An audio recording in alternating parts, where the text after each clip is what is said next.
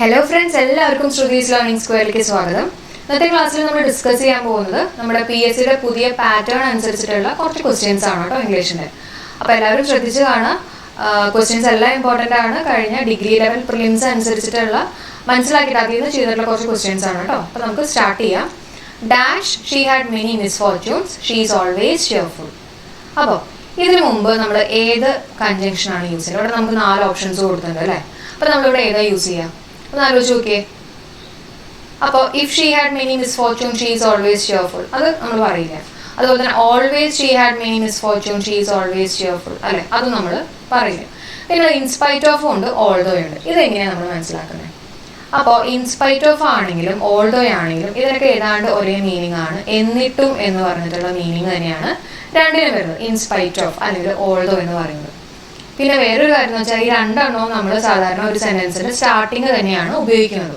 അപ്പോൾ ഇതിനാണ് കോമൺ ആയിട്ടുള്ള കാര്യങ്ങളാണ്. പിന്നെ എങ്ങനെയാണ് നമുക്ക് മനസ്സിലാവുന്നത് ഇൻസ്പൈറ്റ് ഓഫ് ആണോ അല്ലെങ്കിൽ ഓൾദോ ആണെന്ന്? അപ്പോൾ ഇവിടെ ശ്രദ്ധിക്കേണ്ട ഒരു കാര്യം എന്ന് വെച്ചിട്ടുണ്ടെങ്കിൽ ഈ ഓൾദോ എന്ന് പറഞ്ഞിട്ടുള്ള കൺജങ്ഷൻ ശ്രദ്ധിക്കണേ.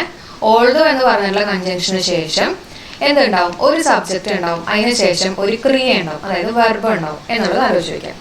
ഓൾദോ അല്ലെങ്കിൽ ദോ കേട്ടോ. ഓക്കെ, എന്തുണ്ടാവും? സബ്ജക്റ്റ് അല്ലെങ്കിൽ ഒരു വെർബ് ഉണ്ടാവും. അത് സാധാരണ നമ്മളൊരു സെന്റൻസിന്റെ സ്റ്റാർട്ടിങ് തന്നെയാണ് ഉപയോഗിക്കാറുള്ളത്. ഇൻസ്പൈറ്റ് ഓഫും അതുപോലെ തന്നെയാണ് കേട്ടോ, സ്റ്റാർട്ടിങ് തന്നെയാണ് നമ്മൾ യൂസ് ചെയ്യുന്നത്. പക്ഷെ ഇവിടുത്തെ ആൻസർ ഓൾദോ ആണ്. എങ്ങനെയാ മനസ്സിലായത്? കാരണം കണ്ടോ, ഓൾദോ, പിന്നെ ഇവിടെ എന്തുണ്ട്? ഒരു സബ്ജക്റ്റ് ഉണ്ട്, ഷീ, പിന്നെ എന്തുണ്ട്? ഒരു ക്രിയ ഉണ്ട്, ഹാഡ് എന്ന് പറഞ്ഞ ഒരു ക്രിയയല്ലേ. Yes, although she had many misfortune she is always cheerful. അവൾക്ക് ഒരുപാട് മിസ്ഫോർച്യൂൺസ് ഉണ്ടായിരുന്നിട്ട് പോലും അവൾ ഭയങ്കര ചെയർഫുൾ ആണ് എന്നുള്ള ഒരു മീനിങ് ആണ് ഇവിടെ വന്നിട്ടുള്ളത്. ഇനി ഇൻസ്പൈറ്റ് ഓഫ് ആണ് ഞാനിവിടെ യൂസ് ചെയ്യുന്നതെങ്കിൽ ഇൻസ്പൈറ്റ് ഓഫിന്റെ കീഴിൽ നമ്മൾ അറിഞ്ഞിരിക്കേണ്ട കുറച്ച് കാര്യങ്ങൾ. ഇൻസ്പൈറ്റ് ഓഫ് അല്ലെങ്കിൽ ഡെസ്പൈറ്റ് എന്ന് പറയും കേട്ടോ.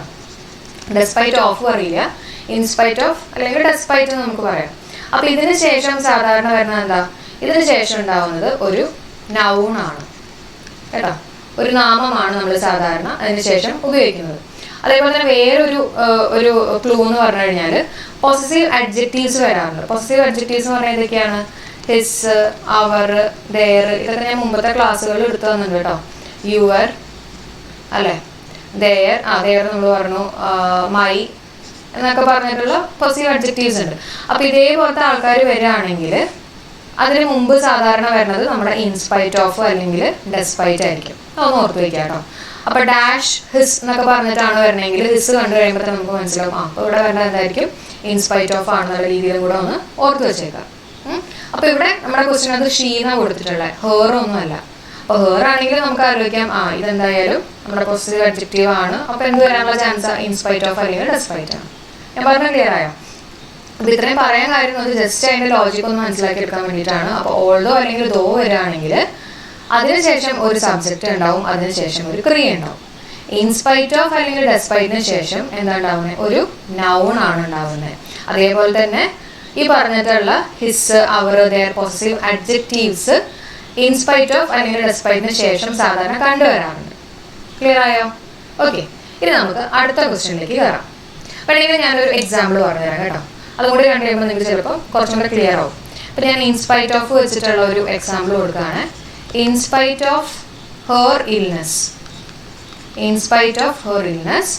she came to office.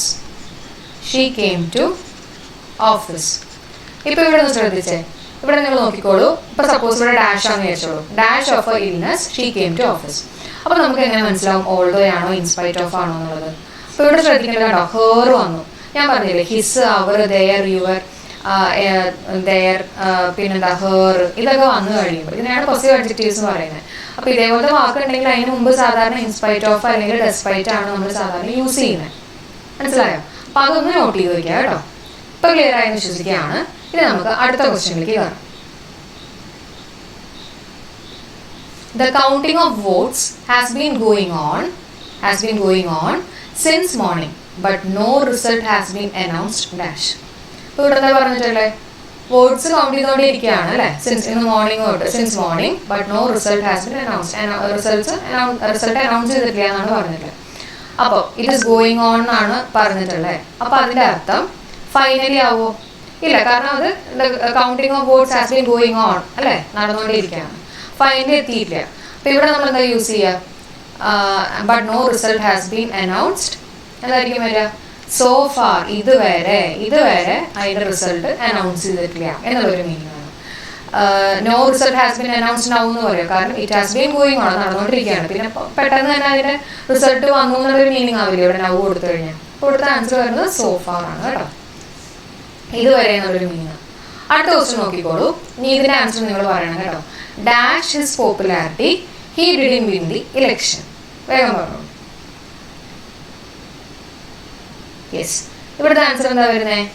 In spite of ആണ്. ഓക്കെ, എങ്ങനെയാ മനസ്സിലായേ? നമ്മൾ നേരത്തെ തൊട്ട് മുമ്പ് പറഞ്ഞിരുന്നു, ഓൾദോ ആണെങ്കിലും ദോ ആണെങ്കിലും ഇൻസ്പൈറ്റ് ഓഫ് ആണെങ്കിലും ഡെസ്പൈറ്റ് ആണെങ്കിലും എല്ലാത്തിനും ഏതാണ്ട് സെയിം മീനിങ്, എന്നിട്ടും എന്നുള്ളൊരു മീനിങ് ആണ് വരുന്നത്. പക്ഷെ ഇവിടെ എങ്ങനെ നമ്മൾ ഇൻസ്പൈറ്റ് ഓഫ് എന്നുള്ള ആൻസറിലേക്ക് എത്തി എന്നുള്ളതാണ് പറയുന്നത്.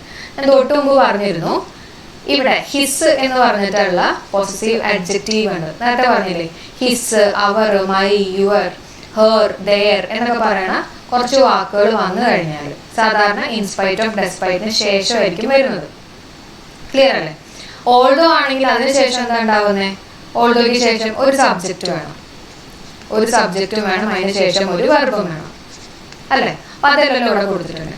അപ്പൊ ഇവിടുത്തെ ആൻസർ എന്തായിരിക്കും വരിക? ഇൻസ്പൈറ്റ് ഓഫ് ആണ് വരിക, ഇൻസ്പൈറ്റ്. അപ്പൊ നിങ്ങൾ ആലോചിക്കും, അങ്ങനെയാണെങ്കിൽ ഡെസ്പൈറ്റ് ഓഫ് വന്നിട്ടുണ്ട്. പക്ഷെ ഇംഗ്ലീഷിൽ നമ്മൾ ഡെസ്പൈറ്റ് ഓഫ് എന്ന് പറഞ്ഞിട്ടുള്ള വാക്കില്ല, നമ്മൾ ഡെസ്പൈറ്റ് എന്ന് പറഞ്ഞിട്ട് യൂസ് ചെയ്യുള്ളൂ. ക്ലിയർ ആയി വിശ്വസിക്കാണ് കേട്ടോ, ക്ലിയർ അല്ലേ? അപ്പൊ ഈ 4 എണ്ണത്തിനും ഒരേ മീനിങ് ആണ്, പക്ഷെ ഇൻസ്പൈറ്റ് ഓഫ് ആണ് വരാൻ കാര്യം, റീസൺ എന്ന് വെച്ചാൽ അതിനുശേഷം ഇവിടെ ഹിസ് ഉണ്ട്. ഞാൻ നേരത്തെ പറഞ്ഞ പോലെ പോസസീവ് അഡ്ജക്റ്റീവ് ആണ് കേട്ടോ. അടുത്ത് നോക്കാം. Although it was cloudy we dash for a walk. ഇവിടെ ഒന്ന് ആലോചിച്ച് നോക്കിയേ, ആൻസർ എന്തായിരിക്കും? ആൻസർ വെന്റ് ആണ്. എങ്ങനെ മനസ്സിലായേ? Although it was cloudy we dash for a walk എന്ന് പറയുമ്പോൾ ഓൾദോ ഇറ്റ് വാസ് ക്ലൗഡി അല്ലെ, പാസ്റ്റ് ടെൻസ് ആണ്, it was cloudy. Okay, we dash for a walk എന്ന് പറയുമ്പോൾ പാസ്റ്റ് ടെൻസ് കണ്ടപ്പോൾ എനിക്ക് മനസ്സിലായി, ഗോ എന്തായാലും പറ്റില്ല. പിന്നെ വിൽ ബി ഗോയിങ് ഫ്യൂച്ചർ ആണ്, അതും പറ്റില്ല.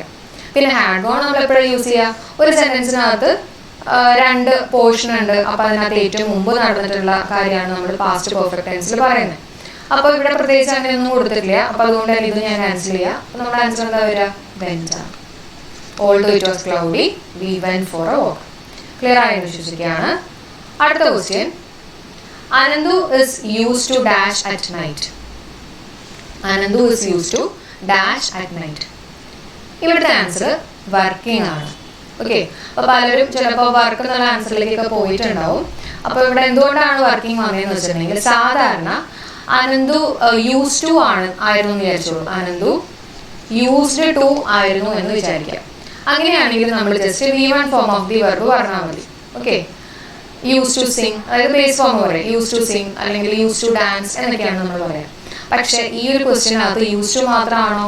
അല്ല, അതിനു മുമ്പ് ഇസ് എന്ന് പറഞ്ഞിട്ടുള്ള ഒരു ഓക്സിലറി വെർബ് ഉണ്ട് അല്ലെ, എസ്, ഓസ് എന്നൊക്കെ പറഞ്ഞ എന്നൊക്കെ പറഞ്ഞുള്ള ഓക്സിലറി വെർബ് ഉണ്ട്. അപ്പൊ ഇതേപോലെ ഒരു ഓക്സിലറി വെർബ് വന്നു കഴിഞ്ഞാൽ ഇസ് യൂസ് ടു ആണെങ്കിൽ അതിനുശേഷം നമ്മൾ വെർബിന്റെ ഒപ്പം ഒരു ING കൂട്ടിയിട്ട് പറയണം കേട്ടോ. ഈ 2 കാര്യങ്ങളൊന്ന് നോട്ട് ചെയ്ത് വെച്ചേക്കാം. ഓക്കെ, ക്ലിയർ ആയി വിശ്വസിക്കുകയാണ്. അടുത്ത question. Hardly dash see the picture. ഇവിടുത്തെ ആൻസർ ക്യാൻ ഐ ആണ്. Okay, hardly can I see the picture. Reason എന്താ? ഹാർഡ്ലി എന്ന് പറയുന്നത് നമുക്ക് അതിനൊരു നെഗറ്റീവ് വാക്കായിട്ട് എടുക്കാൻ പറ്റും. അപ്പൊ അതിനുശേഷം നമ്മൾ യൂസ് ചെയ്യേണ്ടത് എന്താ? Auxiliary verb, auxiliary verb. അതിനുശേഷം അതായത് മോഡൽ ഓക്സിലറി വെർബ് കേട്ടോ. അതിനുശേഷമാണ് നമ്മുടെ സബ്ജക്റ്റ് വരുന്നത്.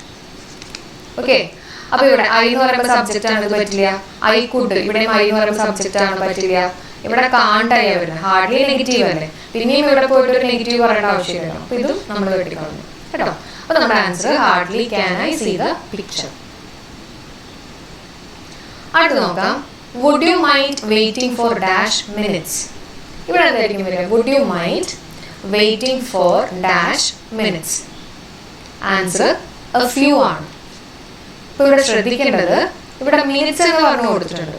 മിനിറ്റ്സ് നമുക്ക് മിനിറ്റ്സ് കൗണ്ട് ചെയ്യാൻ പറ്റുമല്ലോ അല്ലെ? ഇറ്റ് ഇസ് കൗണ്ടബിൾ ആണ്, കൗണ്ട് ചെയ്യാൻ പറ്റും, കൗണ്ടബിൾ ആണ്. കൗണ്ടബിൾ ആണെങ്കിൽ നമ്മൾ യൂസ് ചെയ്യുന്നത് ഏതായിരിക്കും? ഒന്നല്ലെങ്കിൽ എ ഫ്യൂ അല്ലെങ്കിൽ ഫ്യൂ ആയിരിക്കും. ലിറ്റിൽ, എ ലിറ്റിലൊക്കെ നമ്മൾ അൺകൗണ്ടബിളിന്റെ ഒപ്പമാണ് യൂസ് ചെയ്യുന്നത്. അപ്പൊ തന്നെ നമ്മൾ ഇത് രണ്ടൊന്ന് ക്യാൻസൽ ചെയ്ത് കളഞ്ഞു. ഇനി would you mind waiting for, അപ്പൊ നമ്മളോട് ചോദിക്കുകയാണ് കുറച്ച് സമയം വെയിറ്റ് ചെയ്യാമോ എന്നുള്ള രീതിയിലാണ് ചോദിക്കുന്നത്. അപ്പൊ എന്തായാലും അതിനകത്തൊരു പോസിറ്റീവ് രീതിയിലല്ലേ ചോദിക്കുന്നത്, അല്ലെ? ഒരു പോസിറ്റീവ് രീതിയിലല്ലേ ചോദിക്കുന്നത്. അപ്പൊ ഒന്നുമില്ല എന്നുള്ള രീതിയിൽ ചോദിക്കില്ലല്ലോ. അപ്പൊ ഫ്യൂ എന്ന് പറഞ്ഞാൽ എന്താ? ഒന്നുമില്ല എന്നുള്ളൊരു മീനിങ്. അപ്പൊ അതുകൊണ്ട് തന്നെ നമ്മുടെ ആൻസർ എന്താണ്? A few. Would you mind waiting for a few minutes ആണ് answer. Next one, Rudra declared that the book was not dash. ഇവിടെ എന്തായിരിക്കും വരിക? Rudra declared that the book was not dash. ഇവിടുത്തെ ആൻസർ ഹേഴ്സ് ആണ്. കാരണം ഇങ്ങനത്തെ കേസുകളിൽ നമുക്ക് ഒന്നല്ലെങ്കിൽ എങ്ങനെയാണ് ഞാൻ ഹേഴ്സ് എന്നുള്ള ആൻസറിലേക്ക് എത്തിയെന്ന് വെച്ചിട്ടുണ്ടെങ്കിൽ, ഇത് പൊസസീവ് പ്രോനൗൺ ആണ്. പൊസസീവ് പ്രോനൗൺ എന്ന് പറഞ്ഞു കഴിഞ്ഞാൽ ലാസ്റ്റ് കണ്ടോ, അപ്പോൾ ഇവിടെ ഇതിനകത്താണെങ്കിൽ ഹേഴ്സ് ആണ് വന്നിട്ടുള്ളത്. അതായത് ഒരു എസ് കൂട്ടിയിട്ടായിരിക്കും നമ്മൾ മെയിനായിട്ട് പറയാം. Okay, hers. അപ്പൊ ഇതിന് ഒറ്റയ്ക്ക് നിൽക്കാനുള്ള ഒരു കഴിവുണ്ട്. ഹേഴ്സിന് ഒറ്റയ്ക്ക് നിൽക്കാനുള്ള കഴിവുണ്ട്, അല്ലെങ്കിൽ പൊസസീവ് പ്രോനൗണ് ഒരു സെന്റൻസിന്റെ ലാസ്റ്റ് നിൽക്കാനുള്ള ഒരു കഴിവുണ്ട് എന്നുള്ള രീതിയിൽ ആലോചിക്കാം. ഹേർ ആണെങ്കിൽ അതിനുശേഷം എന്തായാലും ഒരു നൗൺ വേണം. നമ്മൾ പറയും ദിസ് ഇസ് ഹെർ ബുക്ക് എന്ന് നമ്മൾ പറയും. അപ്പൊ ഹേർ എന്ന് പറഞ്ഞാൽ അതിന് ശേഷം എന്തായാലും ഒരു നൗൺ വേണം. പക്ഷെ ഹേഴ്സ് ആണെങ്കിൽ ഒരു സെന്റൻസിന്റെ ലാസ്റ്റ് അതിന് നിൽക്കാനുള്ള ഒരു കഴിവുണ്ട്. അതിനെയാണ് പൊസസീവ് പ്രോനൗൺ എന്ന് പറയുന്നത്. പൊസസീവ് പ്രോനൗൺ അറിയാത്തവരുണ്ടെങ്കിൽ ഞാൻ ഏതൊക്കെയാണ് പൊസസീവ് പ്രോനൗൺ അതുപോലെ തന്നെ പൊസസീവ് അഡ്ജക്റ്റീവ് എന്നുള്ളത് ഡിസ്ക്രിപ്ഷനിൽ കൊടുക്കാം. അതുകൂടെ ഒന്ന് ചെക്ക് ചെയ്യാം കേട്ടോ. അടുത്ത question, when I came in a cat dashed in my chair. ഇത് കഴിഞ്ഞ ഡിഗ്രി പ്രിലിംസിനെ ബേസ് ചെയ്തിട്ട് തന്നെയുള്ള ഒരു ക്വസ്റ്റ്യൻ തന്നെയാണ്. നമ്മൾ ഡിസ്കസ് ചെയ്തിട്ടുള്ള 2-3 ക്വസ്റ്റ്യൻസ് ഒക്കെ ഡിഗ്രി ഇപ്പൊ കഴിഞ്ഞ എക്സാമിനെ ബേസ് ചെയ്തിട്ട് ക്വസ്റ്റ്യൻസ് ആണ് കേട്ടോ. when I came in a cat dashed in my chair. അതായത് ഇവിടെ നമ്മൾ എന്താ യൂസ് ചെയ്യാം? ഞാൻ ആൻസർ പറഞ്ഞതിന് ശേഷം എക്സ്പ്ലെയിൻ ചെയ്യാം കേട്ടോ. ആൻസർ was sleeping ആണ്. അപ്പോൾ when I came in a cat was sleeping in my chair. when I came in ഇത് past tense ആണ്, അല്ലെ? ഞാൻ കയറി വന്നപ്പോൾ ഒരു പൂച്ച ഒരു കസേരയിൽ കിടന്ന് ഉറങ്ങിക്കൊണ്ടേ ഇരിക്കുകയായിരുന്നു. ഞാൻ പറഞ്ഞു തന്നിട്ടുണ്ട് ഒരു സെന്റൻസിനകത്ത് 2 ഭാഗങ്ങളുണ്ട്. അതിനകത്ത് കണ്ടിന്യൂ ചെയ്യുന്ന കാര്യങ്ങൾ, അല്ലെ? അതായത് ലോങ്ങർ ആക്ഷൻസ് എങ്ങനെയായിരിക്കും? പാസ്റ്റ് കണ്ടിന്യൂസ് ടെൻസിലായിരിക്കും. അതേസമയം കുഞ്ഞ ആക്ഷൻസ്, ചെറിയ ആക്ഷൻസ് എങ്ങനെയായിരിക്കും? സിമ്പിൾ പാസ്റ്റ് ടെൻസിലായിരിക്കും. അപ്പം ഇവിടെ പൂച്ച ഉറങ്ങിക്കൊണ്ടിരിക്കുന്ന സമയത്താണ് ഞാൻ കയറി വന്നത്. അപ്പൊ ഞാൻ കയറി വന്നു എന്ന് പറഞ്ഞാൽ ഞാൻ അവിടെ ഇന്ററപ്റ്റ് ചെയ്തു, അല്ലെ? പൂച്ച കിടന്ന് ഉറങ്ങിക്കൊണ്ടിരിക്കുന്ന സമയത്ത് ഞാൻ കയറി വന്നു. അപ്പൊ രണ്ടാമത്തെ ആക്ഷൻ ഇവിടെ ഇന്ററപ്റ്റ് ചെയ്തിട്ടുള്ള കാര്യമാണ്. ക്ലിയർ ആയി വിശ്വസിക്കുകയാണ്. നമ്മുടെ മുമ്പത്തെ വീഡിയോസിലൊക്കെ നമ്മൾ ഇതിനെ കുറിച്ച് കൂടുതൽ എക്സ്പ്ലനേഷൻ കൊടുത്തിട്ടുണ്ട്. അടുത്തത്, ഇത് ക്വസ്റ്റ്യൻ പൂളി എന്നുള്ളൊരു ക്വസ്റ്റ്യൻ ആണ് കേട്ടോ. ക്വസ്റ്റ്യൻ പൂളി എന്നുള്ളതാണ്, ഒന്ന് ശ്രദ്ധിക്കാം. The boy wore his casuals and climbed the banyan tree. അപ്പൊ ഇവിടെ എ കൊടുത്തിട്ടുണ്ട്, അല്ലെ? വോറിന് അപ്രോപ്രിയേറ്റ് ആയിട്ടുള്ള ഫ്രേസൽ വെർബ് ഇതിന് സെലക്ട് ചെയ്യണം. ഏതായിരിക്കും? കേം അപ്പ് വിത്ത് ആണോ, കേം അക്രോസ് ആണോ, ലുക്ക് ഫോർവേഡ് ടു ആണോ, പുട്ട് ഓൺ ആണോ? വോർ എന്ന് പറയുമ്പോൾ ഞാൻ മുമ്പ് പഠിപ്പിച്ചു തന്നിട്ടുണ്ട്, പുട്ട് ഓൺ ആണ് വോറിന് സ്യൂട്ടബിൾ ആയിട്ട് നമ്മൾ യൂസ് ചെയ്യുന്നത്, അല്ലെ? കാരണം നമ്മൾ എന്താ പറയുന്നത്, പുട്ടിന്റെ പരിപാടി ഓൺ ചെയ്യാൻ പോകുന്ന സമയത്ത് നമ്മൾ ഏപ്രണൊക്കെ ഇട്ട് റെഡി ആയിട്ട് നിൽക്കുന്ന രീതിയിൽ പറഞ്ഞു തന്നിരുന്നു, അല്ലെ? അപ്പോൾ അത് തന്നെയാണ് പുട്ട് ഓൺ എന്ന് പറയുന്നത്, വോറാണ്. നെക്സ്റ്റ് വൺ എന്താ? there he found. ഇതാണ് ഇതിനെ പറ്റിയിട്ടുള്ള ഫ്രേസൽ വെർബാണ് കണ്ടുപിടിക്കുന്നത് കേട്ടോ. A small grey squirrel who at first resented the invasion on his privacy. അപ്പോൾ ഫൗണ്ടിന് പകരം ഇവിടെ ഏതായിരിക്കും കറക്റ്റ് ആയിട്ട് വരിക? ഒന്ന് ആലോചിച്ച് നോക്കിയേ. ഫൗണ്ടിന് പകരം വരുന്നത് ഏതായിരിക്കും? Yes, it is came across ആണ്, അല്ലേ? came across. അടുത്ത് നോക്കാം. then the boy thought of ആണ് കേട്ടോ. ഇതിനെ പറ്റിയുള്ളതാണ് നമ്മൾ കണ്ടുപിടിക്കേണ്ടത്. an idea and started providing cakes and biscuits for the squirrel. അപ്പോൾ thought ofന് കറസ്പോണ്ടിങ് ആയിട്ടുള്ള ഫ്രേസൽ വെർബ് എന്താ വരിക? ആൻസർ came up with, അല്ലേ? came up with. അതാണ് ഇവിടുത്തെ ആൻസർ വരുന്നത്. Next one, the boy eagerly awaited an intimate friendship with the squirrel. awaited എന്ന് പറയുമ്പോൾ എന്താ? looking forward to ആണ്. ഓക്കെ, അപ്പൊ ഇതാണ് നമ്മുടെ 4 ഫ്രേസൽ വെർബ്സ് ഇവിടെ വരുന്നത് കേട്ടോ. ഇത് നമ്മുടെ ക്വസ്റ്റ്യൻ പൂളിൽ നിന്നുള്ള ക്വസ്റ്റ്യൻ ആണ്. അപ്പൊ ഇത്രയും കാര്യങ്ങളാണ് ഇന്നത്തെ ക്ലാസ്സിൽ നമ്മൾ പറയുന്നത്. ചെറിയൊരു വീഡിയോ ആണ് ഇന്ന് എടുത്തിട്ടുള്ളത്. അപ്പൊ തീർച്ചയായിട്ടും നിങ്ങളുടെ കമന്റ്സ് ഭയങ്കര വാല്യുബിൾ ആണ്. നിങ്ങൾ കമന്റ് ചെയ്യുക. ക്ലാസ് യൂസ്ഫുൾ ആയിട്ട് തോന്നിയിട്ടുണ്ടെങ്കിൽ പറയുക. അതനുസരിച്ചിട്ട് കൂടുതൽ ക്വസ്റ്റ്യൻസ് കാര്യങ്ങളൊക്കെ ചെയ്യാം. PSC ബുള്ളറ്റിൻ എന്നുള്ള ക്വസ്റ്റ്യൻസ് ഉണ്ടായിരുന്നു. അതുപോലെ തന്നെ ക്വസ്റ്റ്യൻ കൂടി എന്നുള്ള ക്വസ്റ്റ്യൻസ് നമ്മൾ സെലക്ട് ചെയ്തിട്ടുണ്ട്. പിന്നെ സ്പെല്ലിംഗ് ടെസ്റ്റും അതുപോലെ തന്നെ സിനോണിംസിന്റെ ഒക്കെ സെപ്പറേറ്റ് വീഡിയോ ആയിട്ട് ഞാൻ ചെയ്യാൻ കണ്ടു. ഇതിനൊപ്പം ഞാൻ മിക്സ് ചെയ്യുന്നില്ല, സെപ്പറേറ്റ് വീഡിയോ ആയിട്ട് ചെയ്യാം. കോഡ്സ് ഒക്കെ വെച്ചിട്ട് സ്പെല്ലിംഗ് ഒക്കെ പഠിക്കുന്ന രീതിയിൽ തന്നെ ചെയ്യാം കേട്ടോ സിനോണിംസും. അപ്പോൾ ക്ലാസ് നിങ്ങൾക്ക് യൂസ്ഫുൾ ആയിട്ട് തോന്നിയിട്ടുണ്ടെങ്കിൽ തീർച്ചയായിട്ടും നിങ്ങൾ കമന്റ് ചെയ്യുക. കമന്റ് അനുസരിച്ചായിരിക്കും നമ്മുടെ നെക്സ്റ്റ് ക്ലാസ് വരുന്നത്. അപ്പോൾ ഇത്രയും നേരം സപ്പോർട്ട് ചെയ്ത എല്ലാവർക്കും താങ്ക് യു. കീപ് സപ്പോർട്ടിങ്. ബൈ.